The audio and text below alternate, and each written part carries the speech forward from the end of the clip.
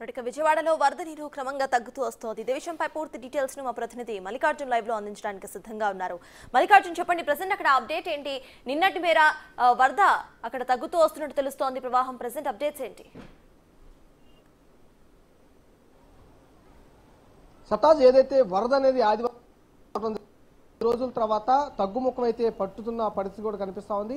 ఇప్పుడున్న మన ఏరియా అయితే సింగనగర్ ఏరియాలో కూడా మనం ఉన్నాము. ఈ సింగనగర్ ఏరియాలో కూడా పూర్తిగా వరద అనేది కొంచెం ప్రభావం పూర్తిగా కూడా తగ్గిన పరిస్థితి కూడా కనిపిస్తూ ఉంది. ఇప్పుడు మనం చూపిస్తున్న ఈ రోడ్డు ఏదైతే ఉందో ఇది దాదాపుగా కూడా మన గోడ మీద కూడా తీసుకోవచ్చు. ఎందుకంటే ఆ వాటర్ అనేది గత 4 రోజులుగా అంత హైట్లో వరకు కూడా ఇప్పుడు మనిషి అనేది అక్కడ గోడ మీద ఎల్లో కలర్ నుంచి అరవడి అతని మీద ఇంకా 2 అడుగులు పైకి అరవడి అనేది కనపడతా ఉంటే చూసుకోవచ్చు. 5 నుంచి 7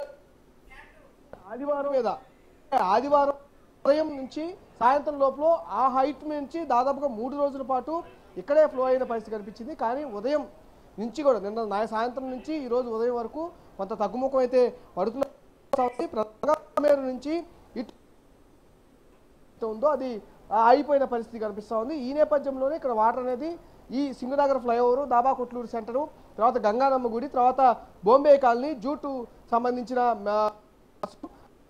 ఉన్న ప్రకాష్ నగరు, శాంతి నగరు, నందమూరి నగరు, అలాగే జక్కంపూడి కాలనీ ఈ కూడా లెవెల్ అనేది 11 అడుగుల మేర కూడా వాటర్ అనేది పోయిన పరిస్థితి. ఇప్పుడు క్రమేణా 4 అడుగుల నుంచి 5 అడుగుల మేర వాటర్ అనేది కొంచెం తగ్గుతూ వస్తూ ఉంటుంది. ఈ వాటర్ అనేది ఫ్లో అనేది మొత్తం బయటికి వెళ్ళిపోతున్న పరిస్థితి కనిపిస్తా ఉంది. అంతేకాకుండా బుడమేరుకు సంబంధించి వెళ్ళిపోతున్న పరిస్థితి కనిపిస్తా ఉంది. అంతేకాకుండా బుడమేరుకు సంబంధించి ఏదైతే కాలువ ఉందో, ఒకటి మెయిన్ కాలువ కృష్ణానదికి ఆపోజిట్కి వెళ్ళే కాలువ దగ్గర అక్కడ తెగటంతో వాటర్ అనేది నగరం మీదకి రావడం జరిగింది. ఇప్పుడు నగరంలో ఉన్న బుడమేరు కాలువ నగరం మధ్యలో నుంచి కూడా పోతున్న పరిస్థితి కనిపిస్తూ ఉంది. కాబట్టి మధురా నగర్లో దేవీనగర్ మధ్య రైల్వే వంతెన ఉంటుంది. ఆ రైల్వే వంతెన దగ్గర నిన్న ఉదయం 6 గంటల 7 గంటల సమయంలో ఆ గండి అనేది ఒకటి పట్టడం జరిగింది. చిన్న గండి పడింది. సాయంత్రం కల్లా అది చాలా విస్తారంగా వెళ్ళిపోయి పెద్ద గండి అనేది ఏర్పడటం జరిగింది. అక్కడ ప్రవాహం అనేది ఎక్కువగా కూడా అడులాగుతున్న పరిస్థితి కనిపిస్తుంది. అది ఏలూరు కాలువకి బుడమేరు కాలువ మధ్యలో ఉంటుంది.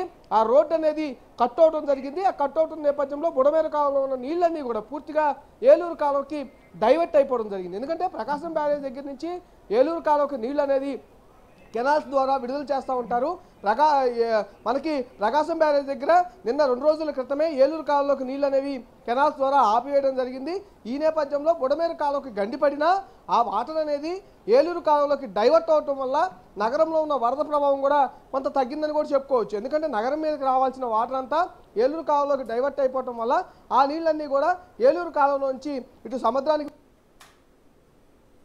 నిన్న ఉదయం నుంచి కూడా జనం దాదాపు 50,000 నుంచి 1,00,000 మంది జనం అయితే బయటికి వస్తున్న పరిస్థితి కనిపిస్తా ఉంది. ఎందుకంటే ప్రధానంగా ఏదైతే బుడమేరు కాలువ నుంచి వరద అనేది బయటికి వచ్చిందో, చరంగా వచ్చిందో, గంటల్లోనే నిండిపోయి 10 అడుగుల మేర నీళ్ళు అనేది గంటల్లోనే నిండి వచ్చింది. కాబట్టి ఇప్పుడు మరోసారి ఏమన్నా వస్తుందా, ఈ వరద మొత్తం క్లియర్ అయితే అప్పుడు ఇళ్ళకి చేరుకుంటామని ముందుగానే ప్రవాహం తగ్గిన వెంటనే, వరద అనేది తగ్గిన వెంటనే, కొంచెం లోతు తగ్గిన వెంటనే ఎవరైతే ఉన్నారో కుటుంబాలతో సహా మొత్తం అందరూ కూడా శరణార్థులై ఇటు ఏదైతే ప్రభుత్వం ఏర్పాటు చేసిన రిలీఫ్ క్యాంప్కి వెళ్ళిపోతా ఉన్నారు.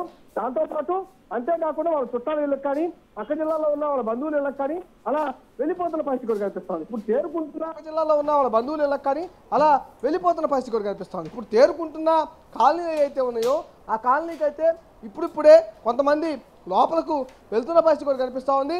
అదే సమయంలో పారిశుద్ధ్య విషయంలో కూడా ప్రభుత్వం చాలా పకడ్బందీ ఏర్పాట్లు చేస్తూ ఉంది. ఎప్పటికప్పుడు క్లీనింగ్ అనేది చేస్తున్న ప్రక్రియ కూడా కనిపిస్తూ ఉంది.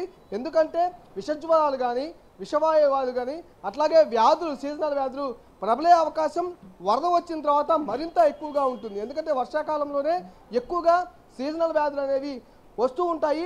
ఈ నేపథ్యంలోనే ప్రభుత్వం ముందుగానే దిద్దుబాటు చర్యలు అనేది వర్షాకాలం ముందు చేసుకుంటూ వస్తూ ఉంది. కానీ అనుకోని ఉపద్రవం విజయవాడకి రావడంతో మరింత జాగ్రత్తగా ఇప్పుడు ప్రభుత్వం వ్యవహరిస్తున్న తీరు కూడా కనిపిస్తూ ఉంది.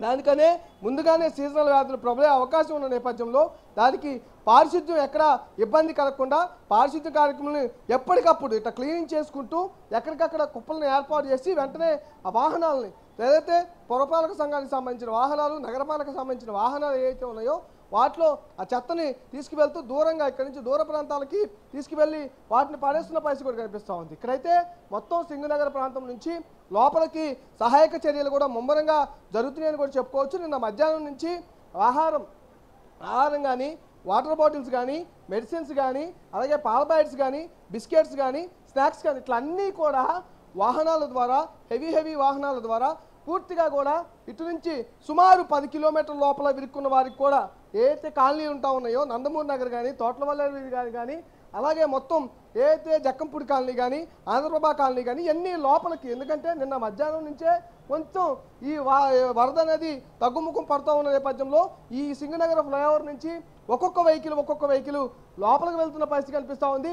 ఆహారం అనేది ఫుల్ ఫ్లెడ్జ్డ్గా, ఎందుకంటే ప్రభుత్వం ఎన్ని చర్యలు తీసుకున్నప్పటికీ ఆహారం అందించాలంటే చాలా కష్టతరంగా మారిన పరిస్థితులు ఉన్నాయి. కాబట్టి ఇప్పుడు వెహికల్స్ స్వయంగా లోపలికి వెళ్తున్న పరిస్థితి కనిపిస్తూ ఉంది. అక్కడ ఏ కాలనీకి ఆ కాలనీకి పెద్ద లారీలతో వాటర్ బాటిల్స్, అలాగే బిస్కెట్స్, పాల ప్యాకెట్స్, ఆహారం ఇలా అన్నీ కూడా పంపిణీ చేస్తుంది. నిన్న మధ్యాహ్నం నుంచి అయితే కొనసాగుతున్న పరిస్థితి కనిపిస్తూ ఉంది. మనం బిగ్ టీవీ తరపు నుంచి కూడా ఇక్కడ నుంచి బాంబే కాలనీ లోపలికి దాదాపుగా 7-8 కిలోమీటర్ల లోపల ఉంటుంది. అక్కడికి కూడా నీళ్ళలోనే నడుచుకుంటూ వెళ్ళి మరి వాళ్ళ సమస్యల్ని మనం ప్రసారం చేశాము. ఈ నేపథ్యంలోనే అక్కడ అసలు సిచ్యువేషన్ ఏ విధంగా ఉన్నది, ఎందుకంటే బిగ్ టీవీ నుంచి వెళ్ళిన మనకి అక్కడ ఉన్న సిచ్యువేషన్, ప్రజల యొక్క ఆక్రోశం, ఆ ఆవేదన చాలా హెవీగా వినపడిన పరిస్థితి ప్రభుత్వం. ఎందుకంటే ఈ అంత ఆహారం అక్కడ ఉన్న ప్రజలు దాదాపుగా వేల సంఖ్యలో ఉంటారు. వారందరికీ ఆహారం సప్లై చేయాలన్నా చాలా ఇబ్బందితో ఉంటుంది. కాబట్టి ఇక్కడి నుంచి పడవల్లో ఎంత పంపించినా అక్కడ బలవంతులు మాత్రమే వచ్చినట్టు తీసుకెళ్తున్నారు. మామూలు వాళ్ళకి, పేషెంట్లకి, అలాగే అక్కడున్న వృద్ధులకి, చిన్నపిల్లలకి ఆహారం అనేది పూర్తి స్థాయిలో అందట్లేదనే విషయాన్ని అక్కడున్న ప్రజలు చెప్తున్న నేపథ్యం కనిపిస్తూ ఉంది. అందుకనే ఇప్పుడు, ఎందుకంటే పడవలు పూర్తి స్థాయిగా వరద ప్రవాహానికి పోలేవు కాబట్టి ఇప్పుడు వెళ్తున్న పరిస్థితి కూడా కనిపిస్తూ ఉంది. అలాగా అన్ని కాలనీలకి అదే సిచ్యువేషన్. నిన్న మధ్యాహ్నం నుంచి ఆహారం పంపిణీ కానీ పునరుద్ధరణ అనేది జరుగుతున్న పరిస్థితి కనిపిస్తూ ఉంది. ఒక పక్క ప్రభుత్వం ఆహార ఏర్పాట్లు, త్రాగునీరు ఏర్పాట్లు చేస్తూ ఉంటే మరోపక్క స్వచ్ఛంద సంస్థలు కూడా మేము సైతం అంటూ పాల్గొంటూ కూడా వారికి ఆహారం అందించేందుకు ప్రయత్నాలు అయితే చేస్తున్న పరిస్థితి కనిపిస్తూ ఉంది. ఇప్పుడే నగరం అనేది తేరుకున్న పరిస్థితి కనిపిస్తూ ఉంది. వరద నుంచి బయటపడుతున్న పరిస్థితి కూడా కనిపిస్తూ ఉంది. మొత్తం సహాయ చర్యలకు సంబంధించి పూర్తి స్థాయిలో ప్రభుత్వం అయితే మరింత వేగవంతంగా చేసేందుకైతే ముందుకు వెళ్తున్న పరిస్థితి అయితే కనిపిస్తూ ఉంది. సత్తాస్. Right, thank you Mallikarjun.